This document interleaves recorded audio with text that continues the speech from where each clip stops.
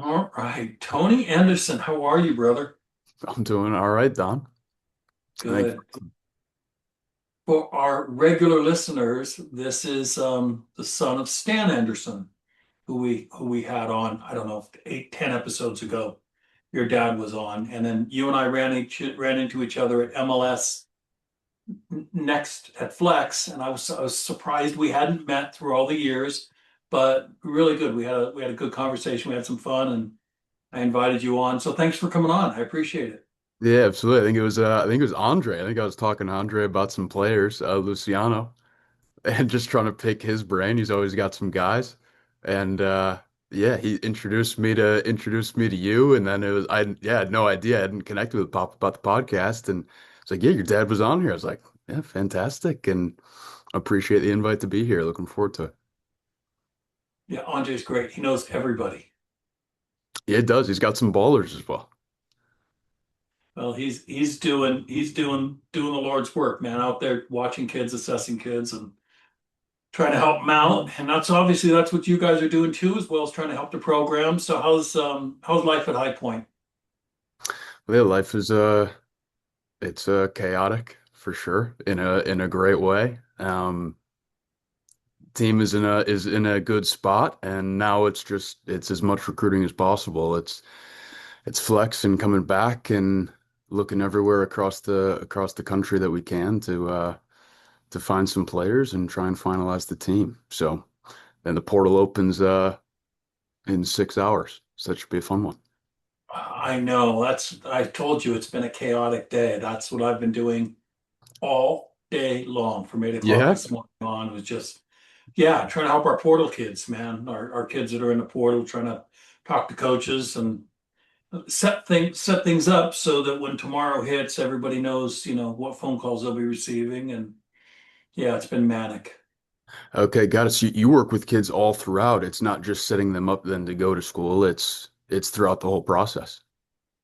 Yeah, I mean, look, it's part of what we do. And then we have kids that kind of did it on their own the first time or went through a different agency the first time Yeah. and then weren't happy for whatever, and then have come to us and want us to help them out as transfers. So we have a whole transfer club set up for clients. So this will be the last hurrah of the transfer club this next 30 days for the year. And then it'll go quiet. It'll go quiet in the summer. And then, by the second week of August, third week of August, kids will be talking about transferring again. It's crazy. Yeah, your transfer portal process is crazier than mine. I mean, yeah, it's wild here from a team's perspective, but you're working with everybody. Well, we get these kids. In our job, we get kids that reach out to us behind the scenes, right? Because they can't talk to their coaches, and I tell them, Sure. shut up, don't talk to coaches, don't talk to players, don't talk to anybody if you're starting to feel unhappy at all. Give it through the season for Pete's sake.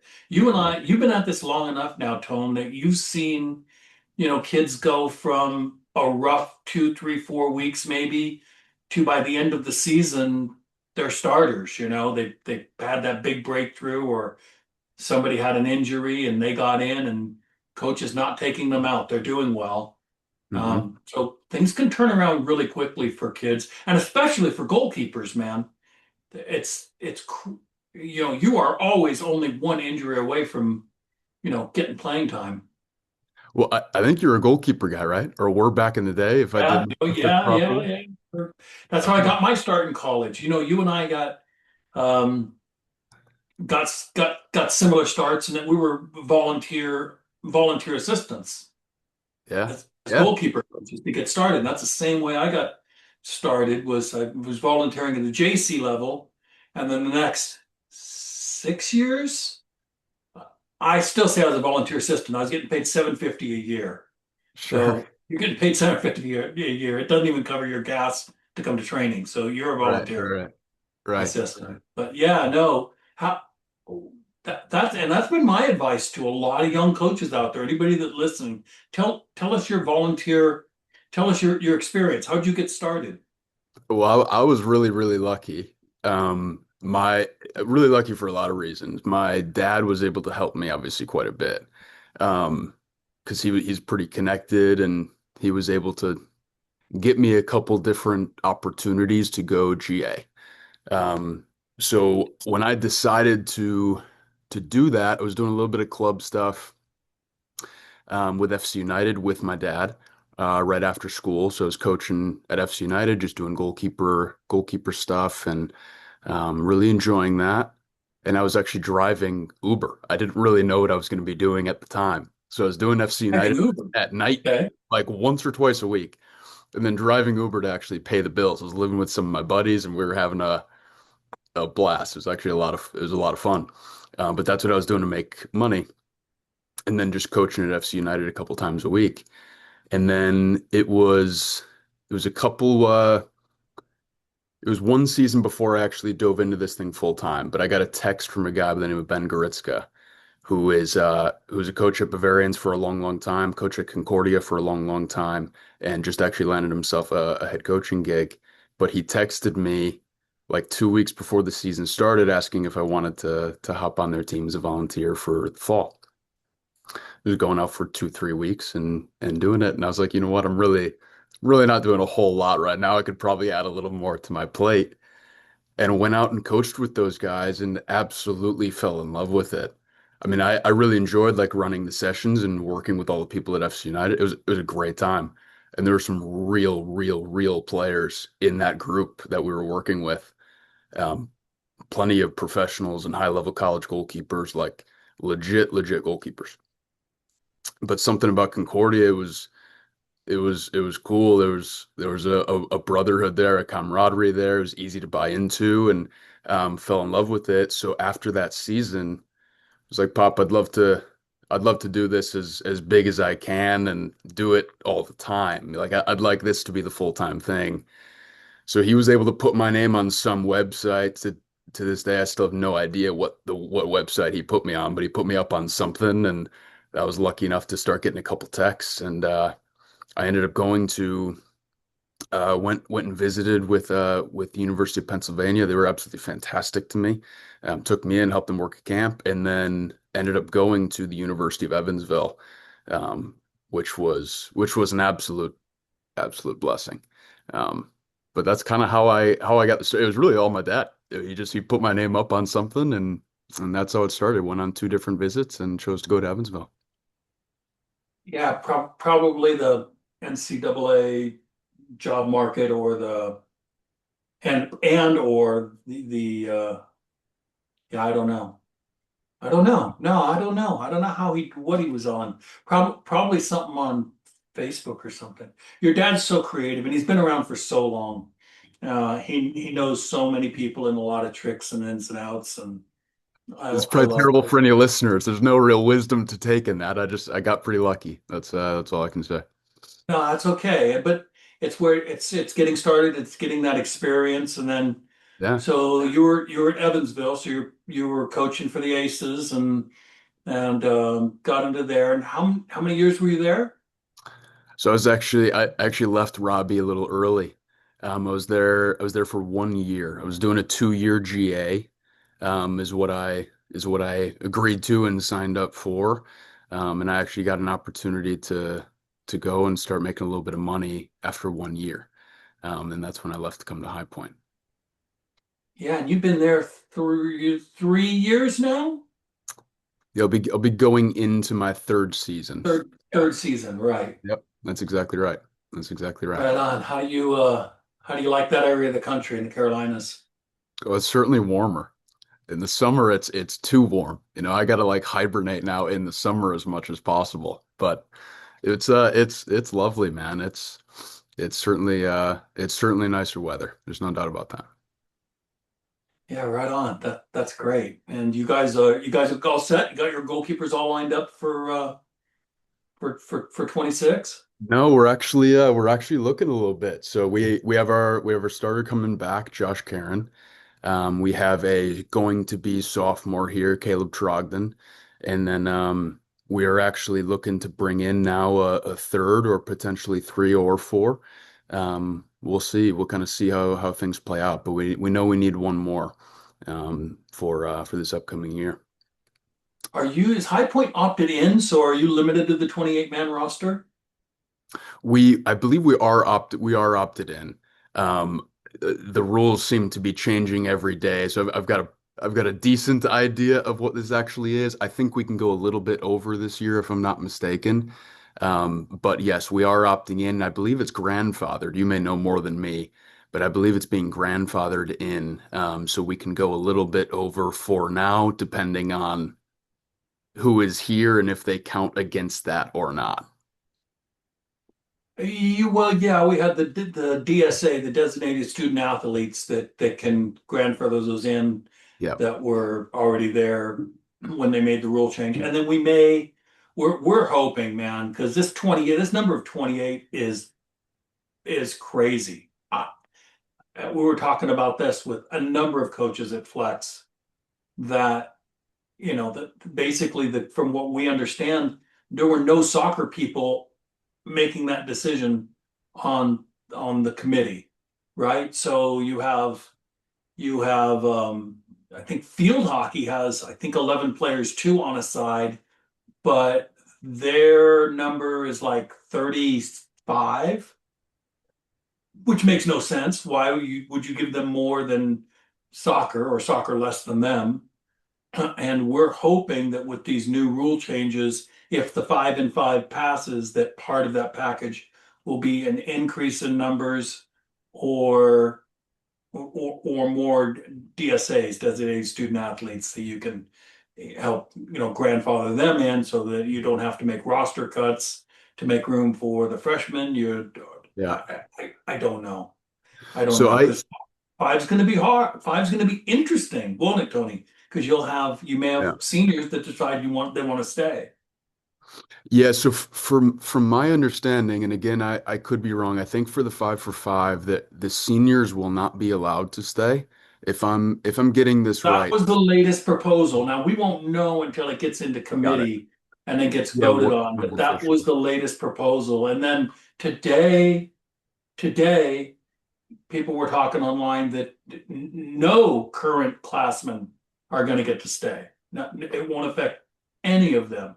Oh, wow. And then I saw another one about an hour ago that kids will that are in college will get to choose if they want to stay under the old rules or under the new rules, and they'll have like X number of days to do that, to sign the paperwork saying, I'll stay under the old rules or I'll go under the new rules. So that It sounds makes like a sense. whole lot of chaos to me. The That's what I'm saying. so the 5-for-5 idea, I actually love. Is it eliminates all these gap years and medical red shirts and on and on and on. It's once your clock starts, which my understanding it's the day you turn 19 or the day that you finish high school, whatever comes first. That's when your clock starts, and then the next season you have that starts your five. So your first of five. So you have 5 years then after that, no matter what happens in that window, your clock has begun. And to me, that as a coach, that brings a lot of clarity. There's going to be less 24, 25, 26-year-olds in college soccer. There's no you play JUCO for 2 years and then Division two for 2 years and you've got 3 years, whatever it is. There's a lot of clarity in that. And for me, I think that's what everyone's looking for is clarity. And the 28 man roster, I'd be curious to actually pick your brain because as a coach, I love the idea of a 28 man roster. For me, having less guys, it's easier to keep everyone engaged because when you got 28 guys, I mean, you legitimately could go into any game. Obviously you have kind of your depth chart and who's going to play and who's not going to play for the most part. But when you got 28, everyone's kind of chomping at the bit and everyone knows that, yeah, one or two things happen and I'm on the field here instead of having these rosters of 40 to 45 people where you're pretty much separated into two teams and there's 20 guys in that team that are there just to make the school money because that's how the programs are funded or whatever it is. It's really easy to get discouraged if you're one of those kids. But when it's a 28 man roster, I mean everyone's involved, everyone's engaged, and as a coach that's what you want, that's what you're really fighting for. is to keep everyone there and everyone's hungry and everyone's improving, whether you're one of the starting 11 or whether you're the 28th guy. Um, but I'd be curious to hear your point of view there too. That I'm Let's interested. do the math. Let's do the math together and Yeah, tell me if I'm so during a season especially, but even in the spring, I always wanted to be able to play 11v11, sure. right? Yep. I mean, that's how I start. That's how I get, we do especially during the season, we do our film study as a coaching staff on the other team, and we try to mimic what they do or their style of play, if they're direct or if they like to sit in and bunker in on everybody because they're not really strong. But we'd like to know. Then we'd kind of create a shadow team to play against them. Okay, for our starters. So 11v11, right? So if you're at 28 and you have four goalkeepers, now you're only at 24. Okay. So that means you got two subfield players. If you have three injuries, you can't play 11v11. Sure. If you have players, if you, and the other thing is, I always wanted to travel with 22, two deep at every position, right? Yeah. And Yep. try to be just as strong at every position you can be. So if I have, I don't know, average is three injuries, right? I mean, at any time Yeah, you throughout the always got to season, put it down, no doubt. yeah. So three, sometimes four, and you have some years where you just got bad luck and you have three ACL tears, and then on the week where you've got a couple slight muscle pulls and the trainer doesn't want them to train that week, it's not hard to have five players out at any time. For sure. So 28 minus four goalkeepers. Now I'm down to 24. If I got five out, now I'm down to 19. Now we're getting to the point where not only can I not play 11v11, but I can't travel my 22. And the players start to get to the point where they know that they've kind of got you as a coach. So it becomes harder to discipline players. So, crap, three of the guys were out on Friday night when they shouldn't have been and kind of in trouble. And man, if I suspend them, now I'm down to 16. Do I suspend them? Well, what's the team rules? Team rules say they're suspended. Do I go down to 16? Shoot, now I'm a couple of injuries away from having 14 players. It's like, this is getting embarrassing. And I can't compete and I can't train 11v11 and I can't go hard in training because I can't risk hurting another player. So now I'm compromising everything that our team is about, right? One of the ways that we compensate for that is we say three goalkeepers, not four. That gives Oh, us yeah, one extra. we're gonna be the first ones getting people booted. There's no doubt about that. Yeah, we're gonna be Right. down to three. And so that they go, okay, I can get by with three, which you can look, I've gotten by with one in certain years, and I've definitely gotten by with two. 100%. So I'm sure I can get by with three, but it's not ideal because I would like to have that freshman that needs a year or two's work that we're going to develop, and this is going to be my All-American stud. I just know it, right? Just needs time. Um, so it hurts the goalkeeping core a little bit. It gives the players a little bit of power, maybe more power than I want them to have, as far as being able to hold the coaching staff. I call it holding them hostage. It's might Yeah, be a that's a really interesting idea because when I think of 28, I've always thought about it as okay, there's now only two or three at each position, and there's a lot more for everyone to really buy into. And that part of it I really that like. part is true. That no, there's no doubt that part's true, Tony. Sure, but and I hear what you're saying as well. It is interesting that okay, let's say five guys go down and you have 28 and typically the goalkeepers are healthy. Okay, so you got five guys go down, that's 23. And then you've got your three goalkeepers, so that's 20 field players. And then you could have even more go down. And sure, if you need to make suspensions, all of those types of things, it can put a coach in a tough spot. And I think a lot of that it's going to be how well can you navigate injuries, how well can you navigate a college season, which is extremely, extremely condensed. And I know that whole thing might be getting changed too. It's like the Wild West in college soccer right now, where you just don't know what's coming. But that could get changed to a full season. But right now, it's okay. Yeah, I mean, you got 3 months and you're barely training as is, Yeah. so you're right. I mean, the scout teams are great. Obviously, you want to be able to do a little bit of that preparation the day before the game or 2 days before the You're game. working on set plays and working on playing out of the back and all that. It's nice to go against 11. Defensively, Yeah. it's great to have an 11 to move the ball so that we know when to slide, when to press, when to be where, when the ball is here and the ball is there. It's Yeah. nice to have something that looks real, right? Not just three coaches or five players knocking around a ball, but something that looks and feels real.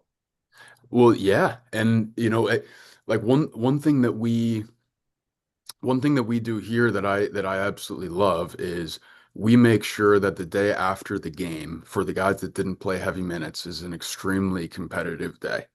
So the guys call it Hunger Games, and what we'll do is we'll do small sided with all of the guys that did not play heavy minutes or didn't play at all. And we as a coaching staff try and make that day really intense, and not in a get on them sort of way, but or this can be a really competitive and energetic day. So we do small sided and we have a little tournament and we play for 30 to 45 minutes and we do that to make sure that those guys get spiked and those guys have an intense session the day after the other guys played 70, 80, 90 minutes, whatever it is. Right, And the reason we do that is because we need everyone going in the same direction developmentally right. wise and fitness wise. I love that. You play a game, and the day before you play the game, you're not doing much of anything. It's all tactical, right? If you're doing 11s, you're stopping it all the time, so you don't get a ton of wear on the legs.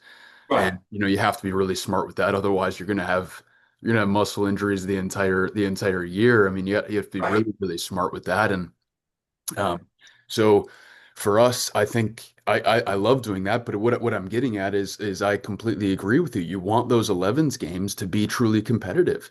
And the only way for that to happen is have everyone developing at the same time and at the same rate. You can't just have the guys that are playing getting better and everyone else kind of falling off a cliff. That's how you get a team that's just completely divided. You got, 14 guys that are really engaged, 14 guys that are checked out because they know they have no chance. And it's like that's a uh that's a tough spot to be. That's a tough spot to be as a coach. That's something that these guys here have taught me big time that you keep everyone engaged the best that you can and you be fully honest with everybody about where they're at and what they need to get better on and all of these different things. And if that can happen, then all of a sudden everything is truly competitive and people are really chomping at the bit to go and compete and win spots and they're eager to go out and prove themselves and when that happens you can have 11v11 games that are actually competitive and that's the best thing I think you could possibly have as a coach is those types of games that are not just 3-4-5-0 with the top group just kind of running everyone over when it's truly a battle. I mean that's fun. That's legitimately fun. Yeah, and so look, the funny thing is because I completely agree with you that you get numbers too big when these coaches their schools were mandating, bring in an extra eight, bring in an extra nine, and they were Yeah, it's not the rostering coach's 40, fault. Yeah. 42, 43 kids. It's like, oh, good. Now you've definitely got 6 to 7 kids that are pissed off all the time because there's no way on God's green earth they're actually going to get to play. So that's not healthy. That's not good for an environment. It's not good for the kids. Not fair to the ones that are never going to get to play. So I think that's too big. I always thought 30 was always my goal, and I could figure it out with 32. And if I but those two coming out of the 30 were always kids where I had told them before I recruited them, I know you need at least a year. And so you're going to Sure. come in and you're going to redshirt right Sure. away. You're going to take a year to mature. And I don't know if I like with the 5-5. This is going to be one of those things we'll know once we get into it what we think of it. But I don't know if I like getting rid of the red shirts and the medical red shirts, which is going to happen. And of course, doesn't have to if you think about it, because we've been going on for 100 years where kids got 4 years of eligibility, and now kids are going to get five, and people are going to go, "Oh, well, I'm being cheated out of a year."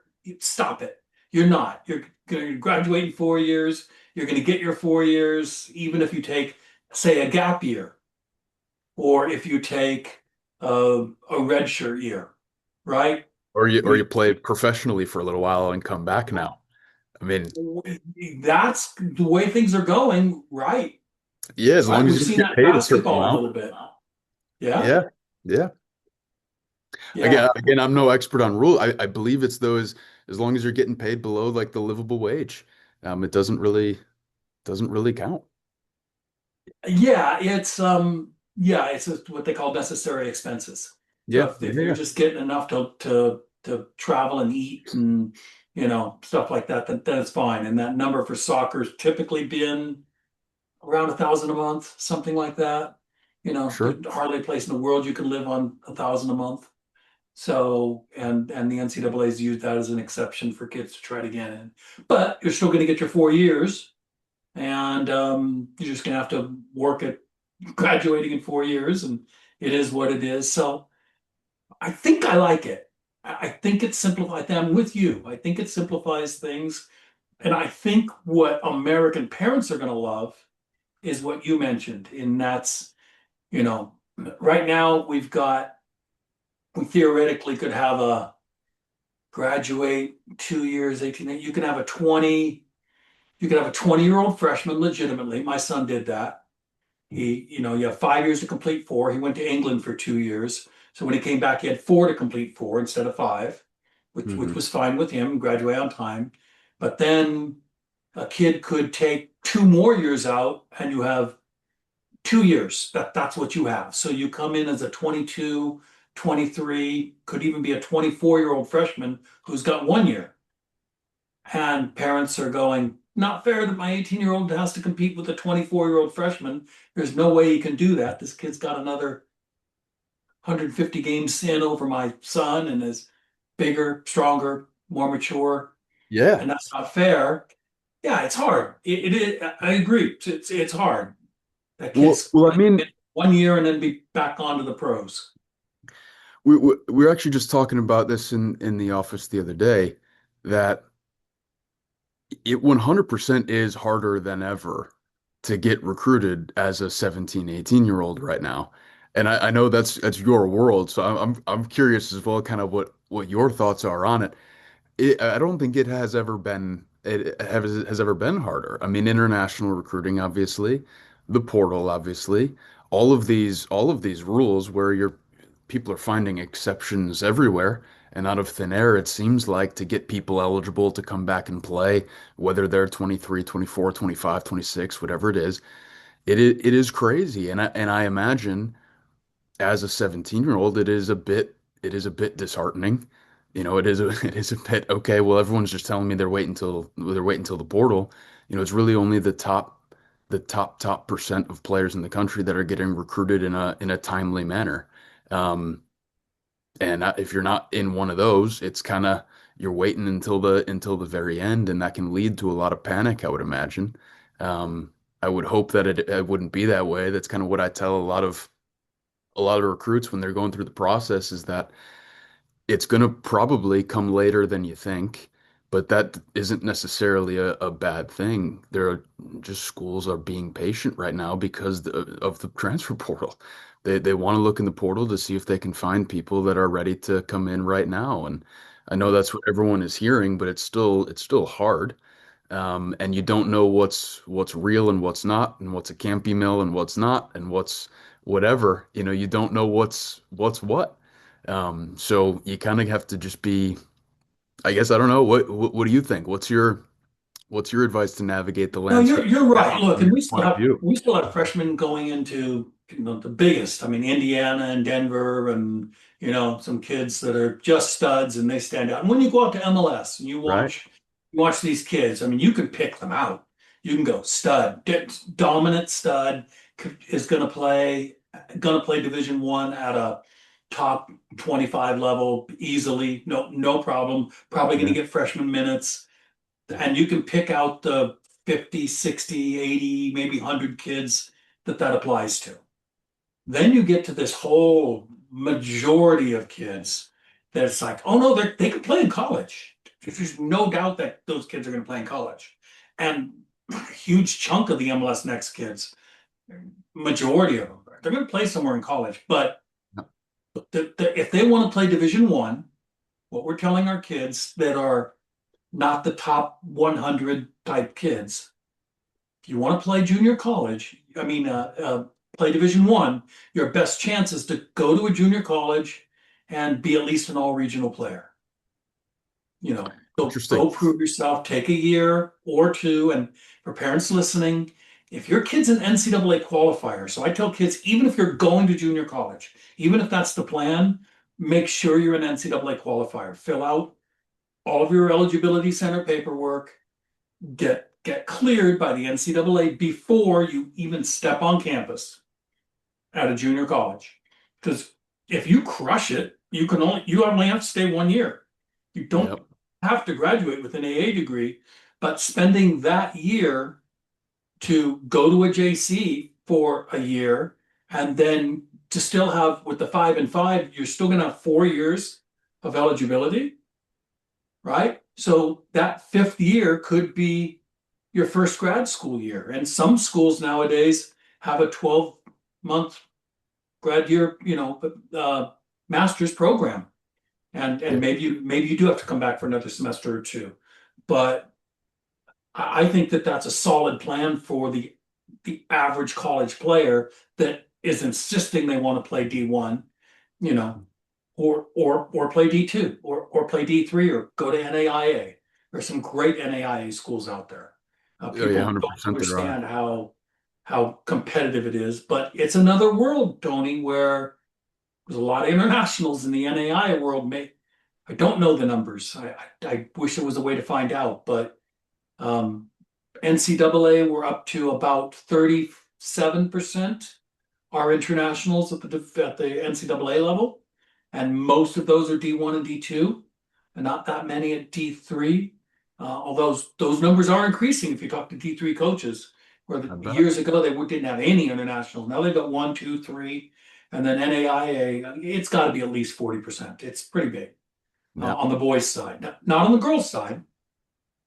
15% of the girls' side are internationals. And I think we've kind of capped out there. I mean, we haven't seen a lot of growth there in the last 2 or 3 years on the girls' side, but the guys' side at the NCAA has been increasing 3, 4% every year for the last number of years. It used to be about 15% when I started coaching and when I started recruiting internationals in 2011. About Yeah. 15%, 10 to 15% of the kids were internationals. Now it's, like I say, you're approaching close to 40%. Yeah, it's a bit of a blessing. Like when you step back and look at what we do in the NCAA, it's a pretty special thing. I mean, yeah, the percentages are certainly interesting, how much it's grown and everything, that it is fascinating. But I mean, everyone wants to be a part of it because there's nothing like it internationally. It is Nope. something special that we do here in the States, and the level is good. I mean, the level is legitimately a good level, which is really, really exciting. Um, and everyone wants to be a part of it. I mean, there's so many legitimate players overseas that want to come here and want to play in college because they know that they can become a professional from it as long as they show well. It's obviously really hard because there's a limited number of roster spots internationally that you can get on pro rosters. So it's really hard and you got to be special, but you can showcase yourself really well and give yourself a good opportunity. Here in the States as well, obviously people are drafted all the time and that's really exciting as well, but there's just nothing like it overseas where if you're not a top player by the time you're, I mean, 14, 15, 16, you're pretty much just shown the door and you go and become a tradesman or do whatever you end up doing. Right. Here in the States, it's just not the case. And you get more time and you see the people that really benefits. And it's a cool process to be a part of. And obviously most everyone isn't a pro. And like the life lessons you get from the game without going professional are I mean, I think that's why we all do it. Maybe if we don't even fully understand that we're 100%. Oh, doing it, absolutely. it's why we all do it. The everything that comes with the game and the lessons from that. So yeah, it is pretty wild, but we have an attractive product. And yeah, I mean it's certainly interesting, all of the rule changes and everything that we're doing, but we're doing something right. So that is pretty cool. Yeah, and it's crazy for us old timers because uh soccer had there were no changes in the rules per se. Not talking about playing rules, but just as recruiting rules, there were no changes for forever. I mean, Yeah. we had 50 years of stability, and now there's been more changes in the last 4 or 5 years than were in the previous 50, and we're not done. And every decision that is made to change the rules brings more lawsuits, and then those lawsuits, once the NCAA gets beat up, which is why they're doing this 5-for-5 and 5 thing, is Yeah. because they've gotten the crap kicked out of them in court.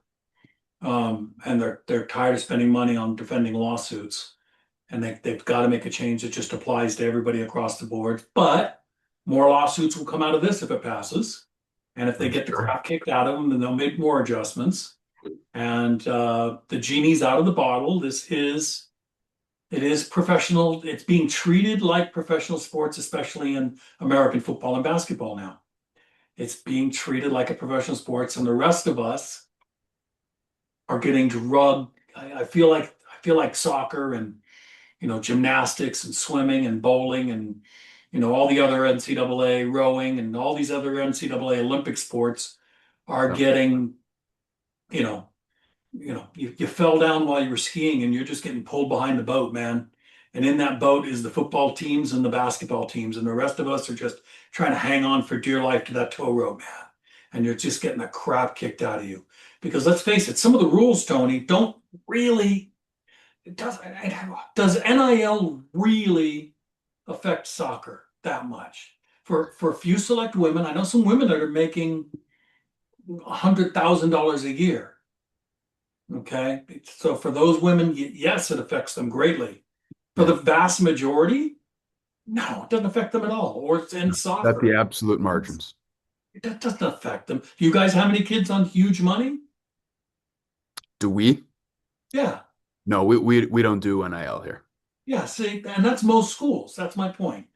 You know, you would have blown a hole right to my point if you had said, "Yeah, we got 5 kids on 50 grand." No, I But mean it happens, and we happens that's at some yeah, schools. that's Yes. yeah. It happens, but it is at the margins, and most of that money, it's either not exactly what the kid thought it was, and it was more of a marketing thing than anything else. Or there just is no NIL, and there are plenty of, I mean, for us, we don't want to get involved. We don't want to get involved in that. And that's again just been something I'm taking from these guys is they want kids that want to be here. And I think kind of sticking to those roots has been a real strength for us. And wanting kids that want to be here and not here for the money or wanting to renegotiate or it opens up a whole can of worms when you start doing that. Oh, this guy's on this guy. Well, I believe I'm better than this guy, so I want that. There's all of that that goes into it, and that's real. And having players that want to be here for the right reasons and wanting to really compete and grow and get better and go off and earn opportunities for themselves or take all the life lessons that they get and then go on and live their life. I mean, that's a pretty beautiful thing. But no, we don't do any money. I know it is certainly out there. I know we play teams and maybe not on our schedule, but we play teams that yeah, they are paying players, but for the most part, I mean, with all of this stuff that has gone on for the kid, there hasn't been a whole lot that's changed except for their recruiting and commitment maybe coming a little bit later than it did before. And you tell me if you disagree, but my hope is that kids don't need to worry or think about this type of stuff all the time because obviously there are plenty of people out there like yourself that can help them navigate kind of what's going on. and none of it really affects them too much. I mean, it just doesn't. And now you can raise more money from more scholarships, which is a great thing, in my opinion. If that can Sure. happen, your school can provide it. There can be more than 9.9. And, there is more money available even just in scholarships, which is a beautiful thing. And yeah, I think if you're a kid, there's certainly a ton of opportunities for you. A lot of this is beneficial in the end. Your commitment might just come, 6 months before you go off to school or 3 months before you go off to school. And that can be panic inducing, I bet, especially for parents, which I'm sure you see all the time.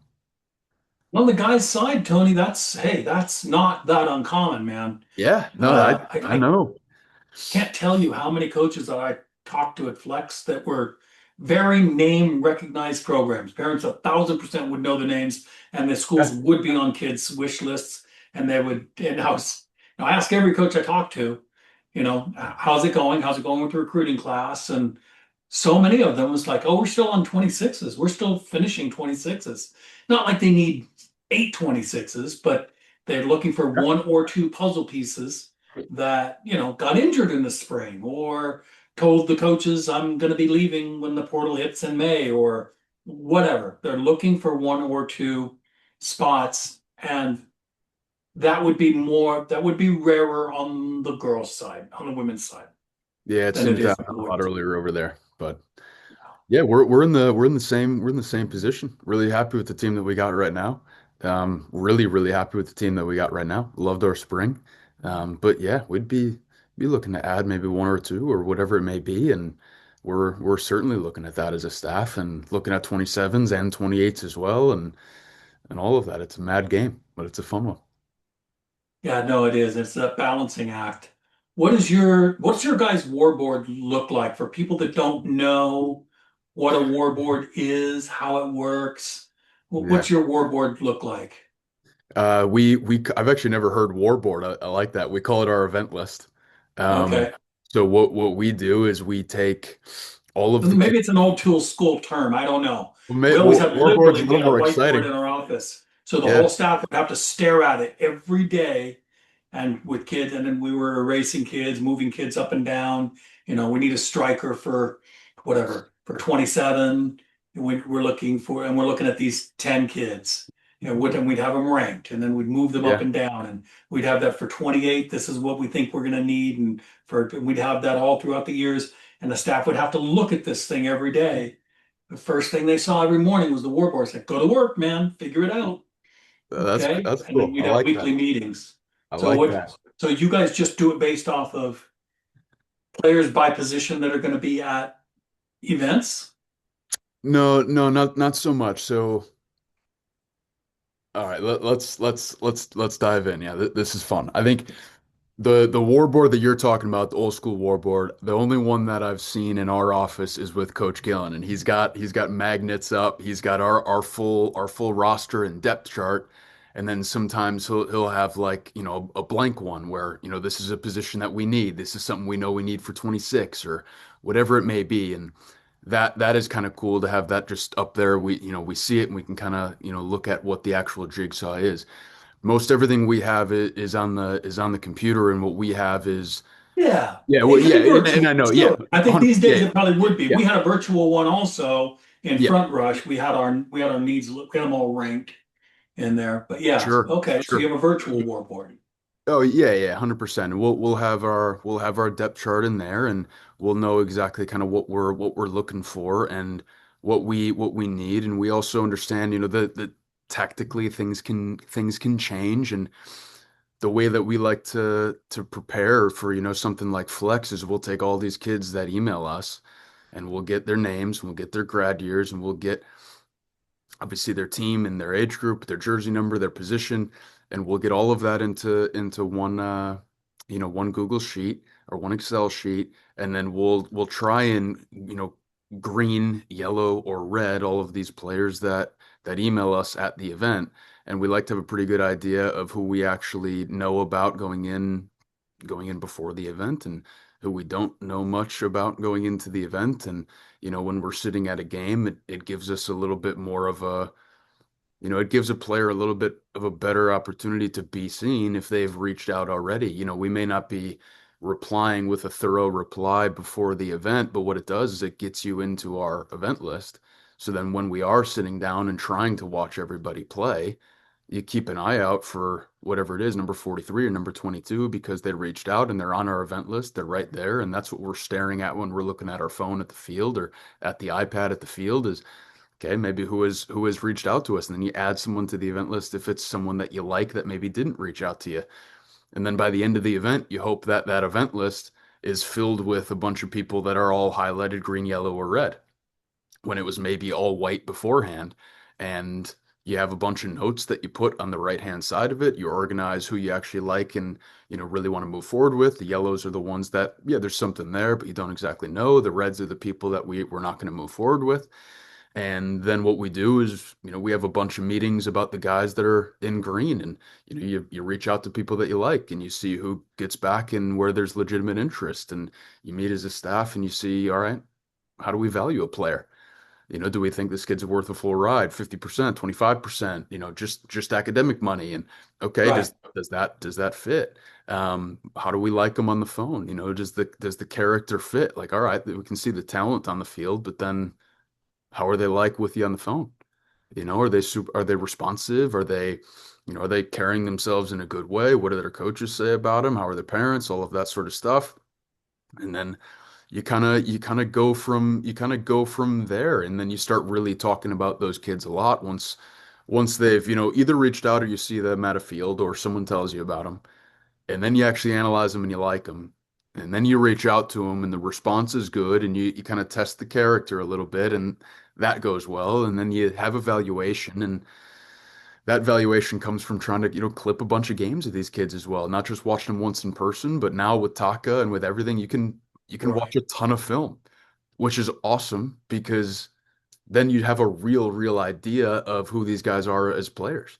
You're kind of taking a shot in the dark if you see someone play one or two times live and then you're coming up with an offer and bringing them into your team. You don't fully know what you're getting, but if you can really watch 3, 4, 5 full games and have the entire staff watch all of those games and have them up in your Google Drive and all of that, you're just so much more thorough in your recruiting, and that is something that I have learned is huge and it's crucial here. And I certainly didn't know any of that coming in. These weren't my ideas, but you going in that deep in the recruiting, like man, that's where the money is, and that's been great. But that's kind of how we go about it. Our war board is that event list, and then we know what we're looking for based on, yeah, I mean, what we have set in 26 already and what that looks like. Knowing that guys can play some different positions and the tactics are adjustable. Like the main thing Right. for us is we want guys that can play. Guys that can play and guys that are the right people. Like that's a massive, massive deal as well. But the talent is what opens the door, obviously. You can't just be the best guy in the world, but not be able to kick a soccer ball and make a team. So, Of course. yeah. How has your staff's approach affected the stability of the team? Do you guys have a lot of kids that typically enter the portal, or do you guys end up with a pretty stable roster? Yeah, I mean, obviously there are people that get on the portal for certain reasons, no doubt, but overall, there are not many that leave here. And I would that's have suspected that that would have been the answer. I really would have, because there's quite a few things in the approach that you've described about how your staff looks at things that that it would indicate that. Do you guys actually cut players that you have recruited, or no, no, unless there's like an outside, you know, external type thing that would cause that. But no, if you're not performing, that doesn't really happen. Certainly there are honest conversations about right now you're not in the plans. Those types of things can happen, but sure, yeah, kids come in typically until guys aren't people cut. know. Kids come in and they'll put pressure on coaches like, I want to play next year, right? Yeah, Well, if you want to play next year, then you might be best off transferring.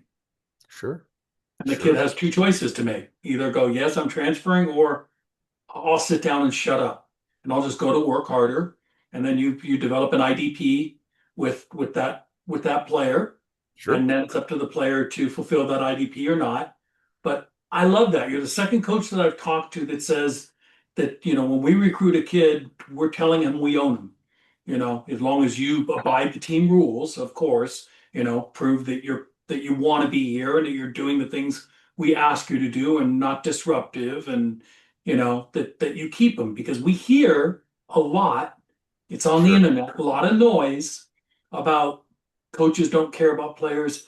There's a whole group of soccer experts out there that talk about it's just business. Don't feel bad that players don't feel bad when you're cut. It's not personal, it's just business. And I'm thinking, if it's my kid and you recruited my kid and you talked my kid into uprooting his life and moving to you, and then doesn't perform up to your expectations in 6 months and you release them, you're a crappy coach. You're a terrible recruiter.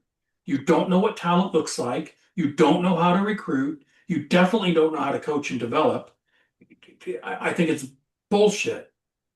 It's the first time I've ever sworn on a podcast, I think. But it pisses me off because I imagine my son being in that situation, right? As a parent and as a coach, we never, you can't say we're a nice, tight family and then cut them. You don't cut family. You don't cut family out of your life because they don't, I don't know, vote your way, or, make enough money, or broke a household rule once, or whatever. You don't cut them. You don't dismiss them as family. I think it's horrible. I yeah. I agree. I mean, you want the development. You want to look out for your people. And that's stuff people see and people smell. If people are in and out all the time, then you're on edge a little bit, and you don't really have that. You don't really have that culture, and that culture I have certainly found again here that really matters, and that can carry on to the field, and translate into wins. You're talking about it's just business. It's just wins and losses. Like the culture can really help that. You see Yeah. these teams even at a place like Flex, where these teams have been a lot of MLS franchises, right? These teams have collections of the best players in the country. There's no doubt about that. There's the MLS franchises, and then there's maybe a couple that aren't MLS teams that can really compete. But outside of that, there's a pretty massive gap in where the talent is. But you look at some of these teams, like you look at the Delco team, or you look at this Orlando City Seminole team that we were just watching, were kind of the talks of the event. Right. Man, a lot of those teams have been playing together for quite some time, you know, and it ends up mattering where those guys, they're just maybe they're not. There's some absolute ballers on those teams. Don't get me wrong. I mean zero disrespect, but yeah, like that stuff matters. Where they know exactly what to expect from each other, and you have a proper culture. You're really going to war together. That stuff, it does matter, and obviously talent does as well. There's zero question about that. You have to be able to play, but when you're really a unit, you don't really crumble as much. You kind of get each other going again, and you trust the person next to you. And yeah, obviously you got to go about things the right way, and you got to have the right people to be able to do that legitimately. But when it happens right, it's a pretty magical thing to see and be a part of for sure.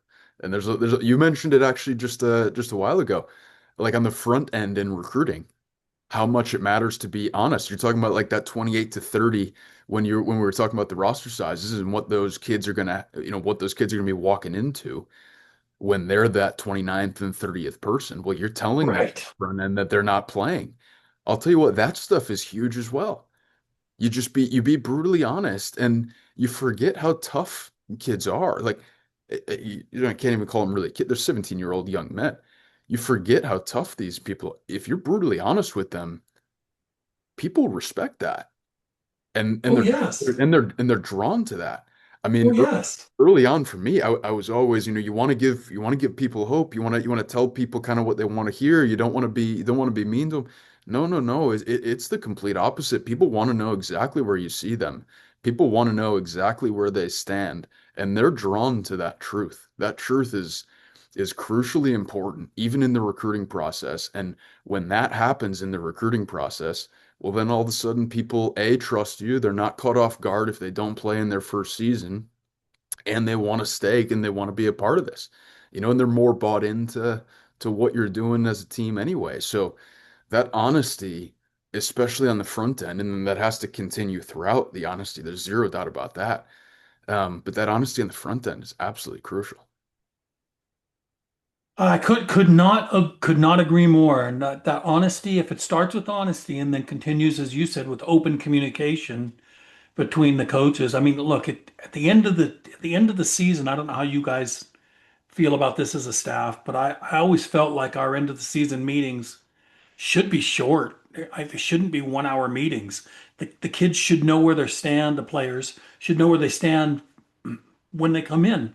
It shouldn't be a surprise because our staff should have been communicating with them throughout the season. And so it shouldn't be a surprise. It does always crack me up, though. It's not that funny, but it does. It's a phenomenon. I'm okay, coach, with sitting the bench the first year and earning my, getting better and improving. I know I'm not ready. It's okay until the kid actually has to sit the bench and earn their stripes. And Yeah. at the end of the year, it's like, oh, I want to play. It's like we had this discussion. You told me you were okay with it. I didn't even bring it up. You told me when I recruited you that you understood it was going to be hard until it's actually hard. Because there's something, especially on the boys' side, but there's something about that competitive athlete that thinks, yeah, I'll say this because I'm supposed to say it, but wait till they see me play. Oh There's yeah. no way they're going to be Oh, able to turn me down. oh yeah. The male ego is a very, very real thing. Oh, There's yes. there is zero doubt about that. Yeah. And God bless them. That's how I want the kids thinking, right? They can fight, but dude, you got to be realistic at some point too.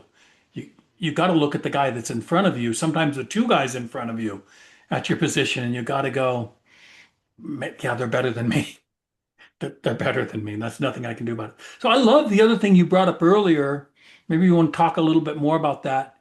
You talked about getting excited about players that can play multiple positions. Mm. And I think as a freshman, that's just it's so baller if a kid can do that. Because maybe I don't need you at left back, but you can also play right back, and they can also play the 7 and the 11. They're quick, right?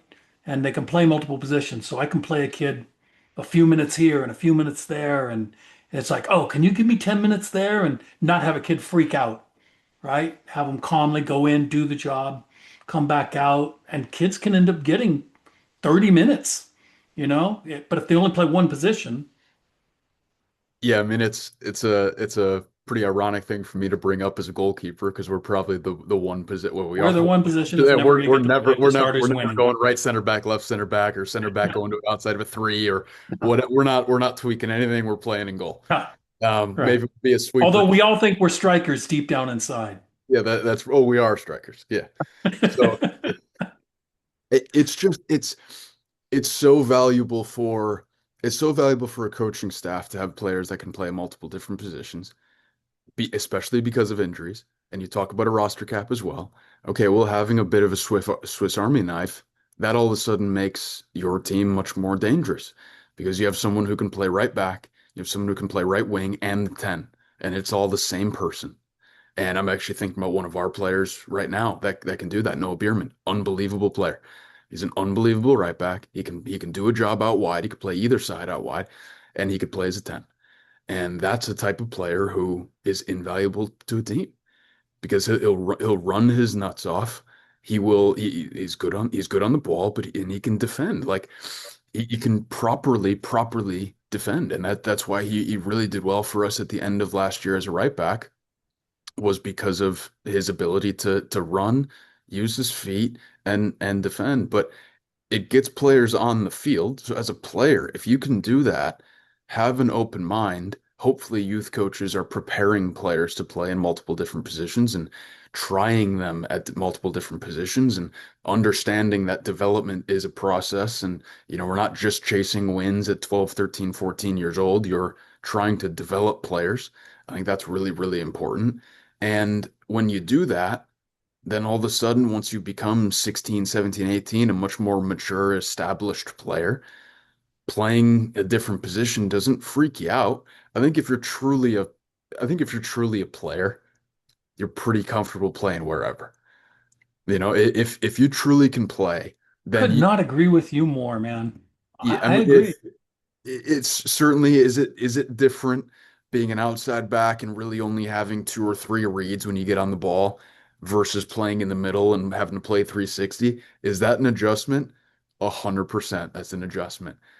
It's tough, but if you can really play and you got an understanding for the game, it's not an absolute shock and you can do it okay. So I think if you can really play, then it's okay to be able to do different things. But if you're a winger that has zero interest in defending, well, all of a sudden there's no way that we're ever playing you at outside back. If you're Right. if you're an outside back that has clunky feet, there's no way you're going to be able to play up front. You need to become a well-rounded player to be able to do those types of things. But as a coach, it's a massive deal because it makes you deeper being able to play certain people at multiple different spots. It makes you less susceptible to injuries. With a shortened roster cap, it helps you. Um, I mean, there's just and tactically as well, you can do so many different things. If you're scouting teams and you're looking to attack them in this way or that way, and you see weaknesses that you want to try and expose. Well, great. Okay, then you can take advantage of those. And even more importantly, you're looking at your own team. Okay, if you're looking at your own team throughout the entire year and how you want to make your team as good as possible, okay, how can we try and get our best players on the field at the same time and make this work and take care of the players that you want to take care of and put them in good positions to help them succeed. Okay, well, if you got players that you can adjust, well, you can come up with something truly, truly special, or what you hope is truly special that you can adjust and play with and play with and play with throughout the entire year until you really get it down at the end of the year and come playoff time, come tournament time for your conference or the NCAA tournament, whatever it is. But you're constantly tinkering with that, and when you have players that you can adjust around the field, then you got so much flexibility, and that flexibility is huge, but it takes skill to have that flexibility. It takes a lot of work in their youth days. I hope parents and kids really, really play that back and listen to it. That is just such important information. It drives me nuts when, oh no, I only play right back. It's like, okay, good luck in college, man. Because I tell you what, I don't know how many lot of kids I recruited with the idea that I was just recruiting the best athlete available, the best soccer player available. I'll play them wherever I want to play them, but they'll Yeah. play for us. They'll help us. I don't Yeah. know what I'll do with them. I'll tell you once we start playing, and I'll start switching kids, man. It's like, nah, I don't care what you did at youth. You can't play there. I had a girl one time out of Vegas who was probably all of 4'10", maybe, and she was playing center back for a club team. Hell of an athlete, really good soccer player. But there's no way on God's green earth I was playing her center back. Would have gotten slaughtered.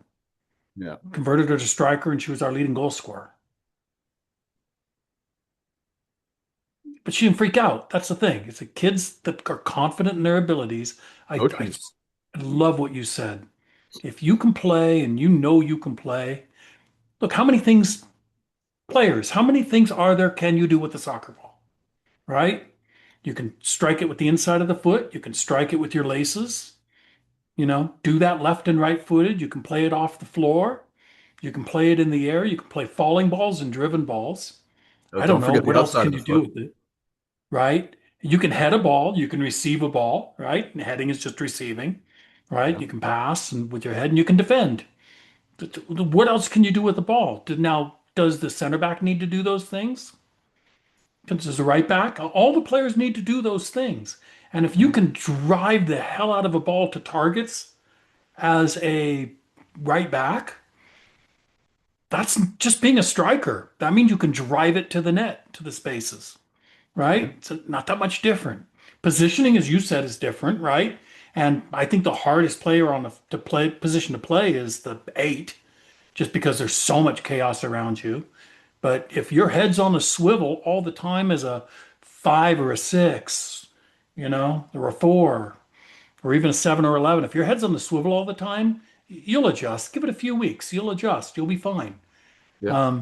So I think, man, that's such valuable information for players is don't worry about playing multiple positions. Now, how do those players, common question I get, here's one for you. So how does my player approach college coaches if they play multiple positions? And what do they do with their film?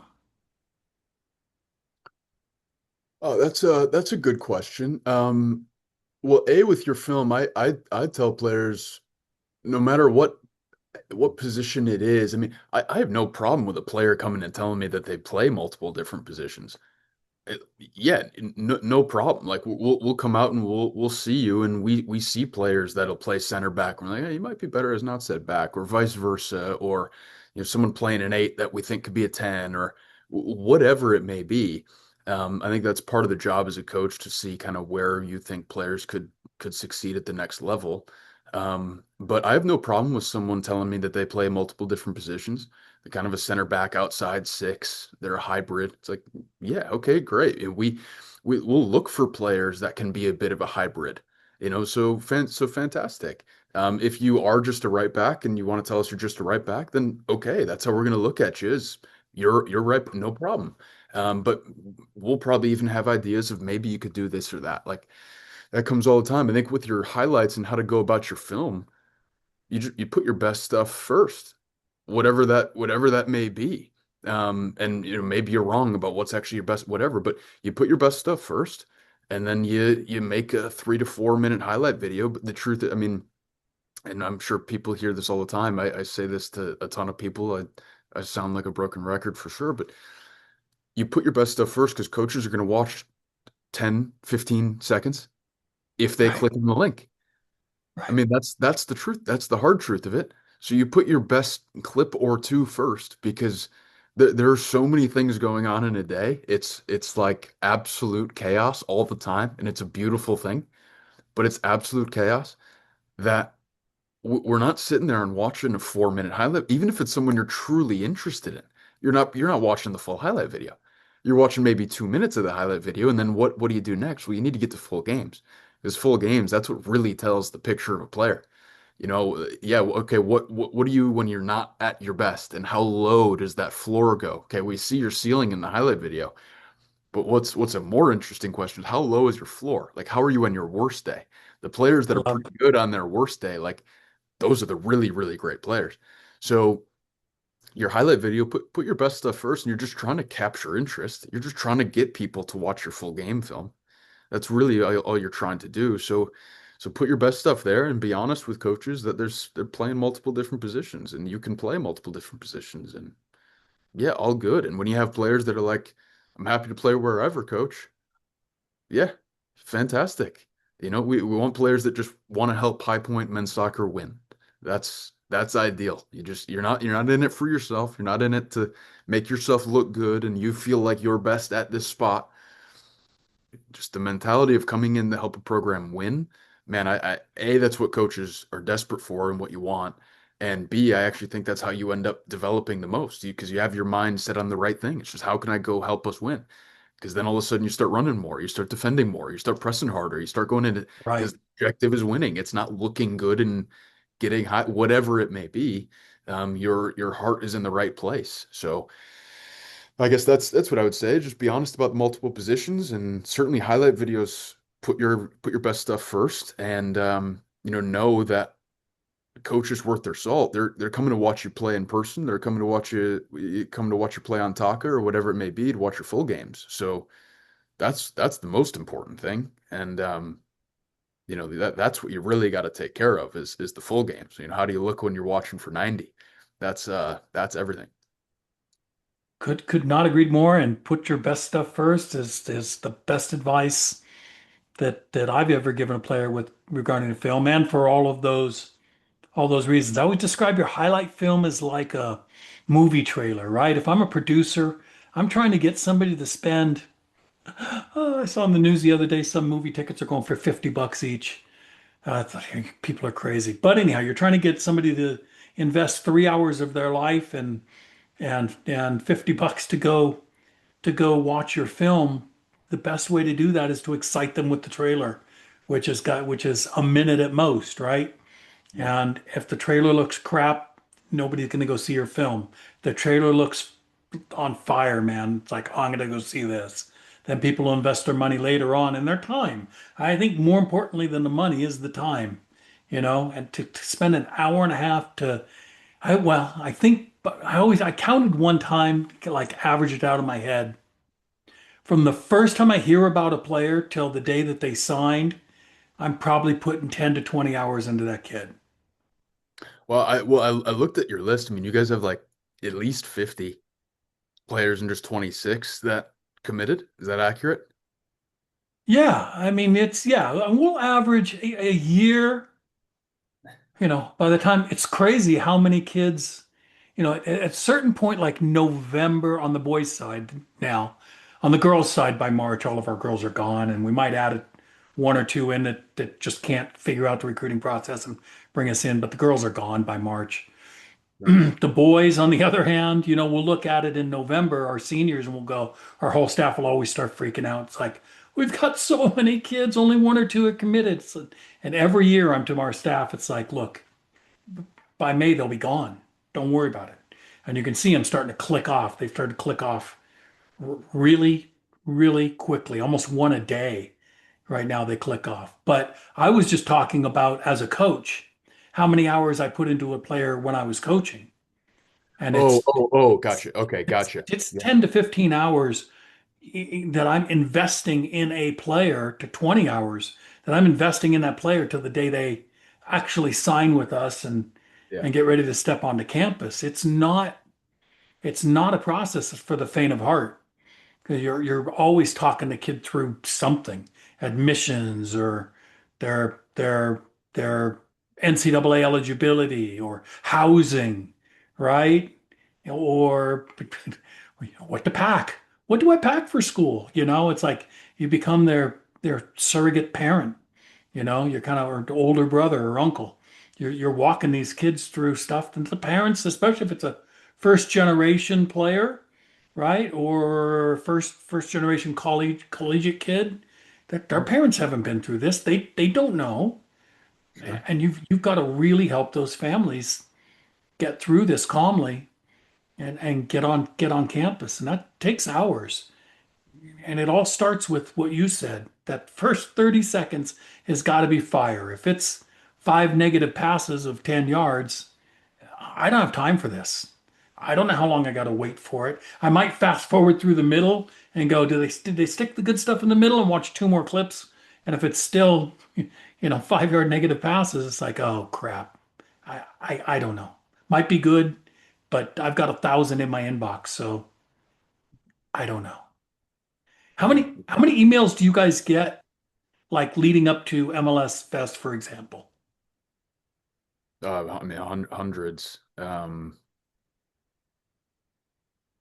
Man, I guess it'd be Not an exact well, number, but yeah. I mean, maybe 250 to 400, maybe in that window. Um, so yeah, it's a lot. now we can imagine how many Stanford gets. Sure, sure, Got to be thousands. could be. If Midge Majors is getting 400, Sure.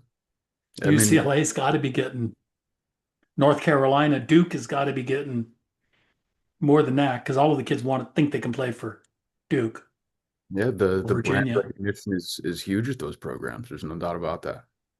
Yeah. And that's why it's even more important to just have that first few seconds be, holy crap, Yeah, ESPN highlight worthy. well, that is 100% true. And the cautionary tale that I like to talk about with kids as well is you want that to come naturally because you can almost see it sometimes with players on the field when they're chasing highlights.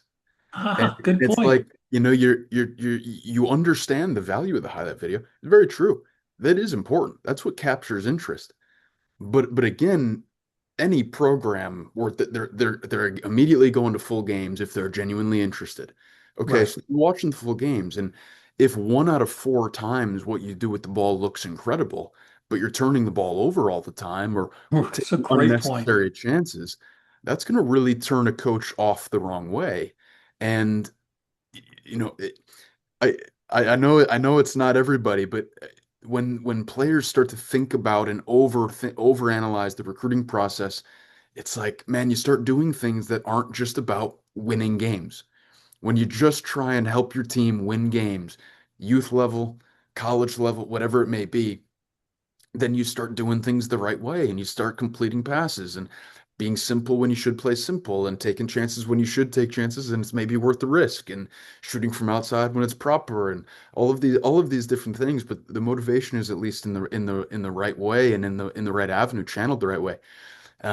Because if you start playing for the highlight video, it's tough. But yes, 100% to get the interest, to get people to come watch your full games, then yeah, I mean, you gotta take some chances at some point, and you have some fun stuff in there, and you put that first, and that's fantastic. So, Yeah, I don't want my goalkeeper taking chances nutmegging their strikers, but no, risk reward is a big thing. That's for sure.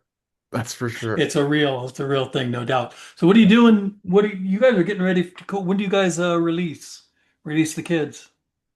These finals are Summer. the commencement is happening right now, like this weekend. So Wow.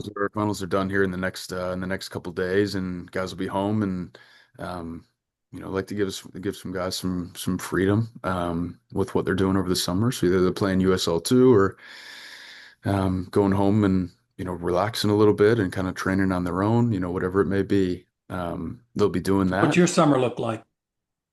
A lot of camps for sure. Little camp called Camp Shutout. I'll be down there for that one.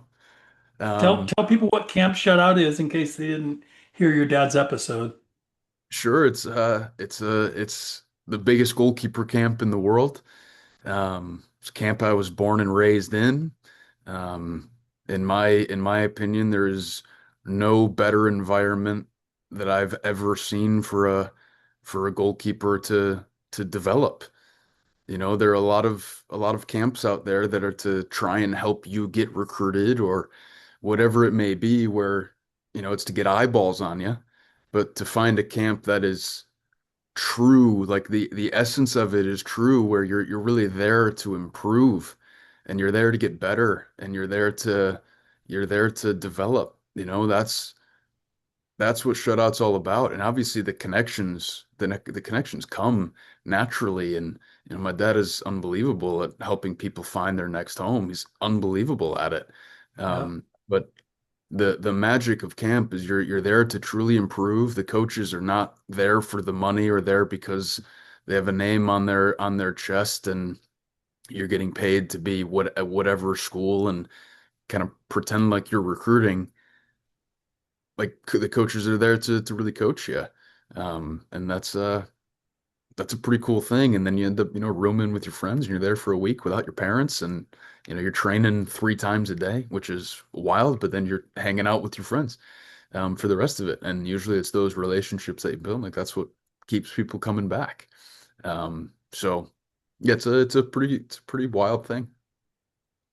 Yeah, and your dad's been at this so long now, he's saying, he's got kids coming to the camp where their parents used to come to the camp, which It's is like a very special like thing. it's like LeBron now in the NBA going through that. Yeah, he's doing the same thing. Yeah. Yeah, it's very Oh, wow. special. And it's in Stevens Point, Wisconsin. Yeah. Um, and it's just massive. But you've got a good coach to camper ratio too, where the kids don't, it's not like you've got 50 kids standing in line waiting for one coach to hit them the ball.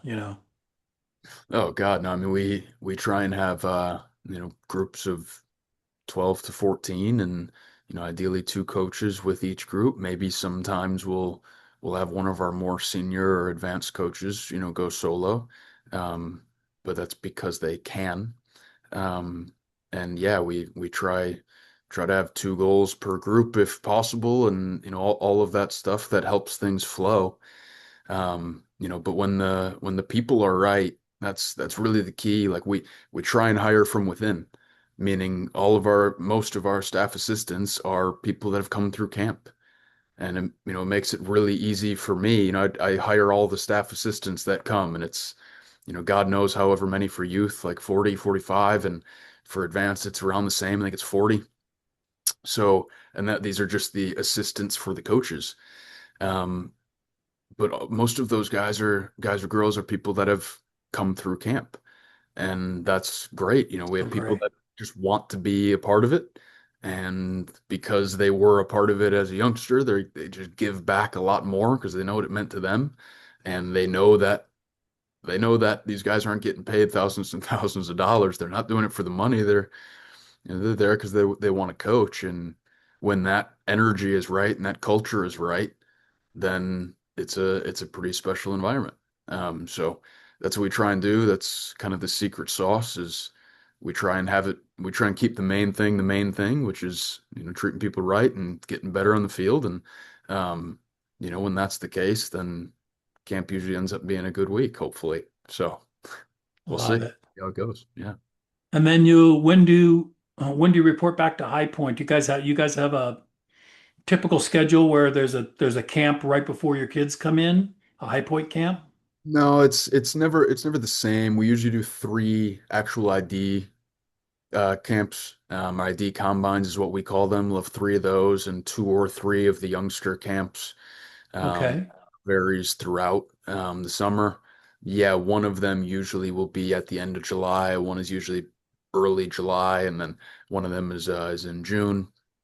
But it kind of depends. You try and work around some of the showcases and stuff as well, because obviously kids are running all over the place all summer too. So you try and find the best way to kind of fit that in. But yeah, it's usually three high school camps and three youth ones or two youth ones. Um, and it's enough to keep you busy for the summer for sure. Yeah, so for those people who think that, the coaches get time off, there's no down season, there's no off season. It just your priorities shift throughout the year as to what's important at that point. But you're working all year long. I was always jealous of teachers. They get paid more than us and they get 2 months off. It's like, Sure. yeah, but we don't get 2 months off. Not if you're doing it right. Typically, those are the ones that are yeah that are doing it right. You find your time to get your rest because that's huge too. If you're not doing that, then something's wrong. But yeah, there's always something that you're chasing for sure. Well, thanks, brother, for agreeing to come on, man. And it's getting late back at your time. I'm sure you got to get home, get some dinner in you, and then it starts all over again tomorrow. It's So exciting, thanks, Tony. I exciting appreciate time you, man. tonight. Yeah, midnight portal opens, so it's a good one today. But Oh yeah, get home, get something in you, and then it's back at it. thank you for having me, Don. I appreciate it. This was fun.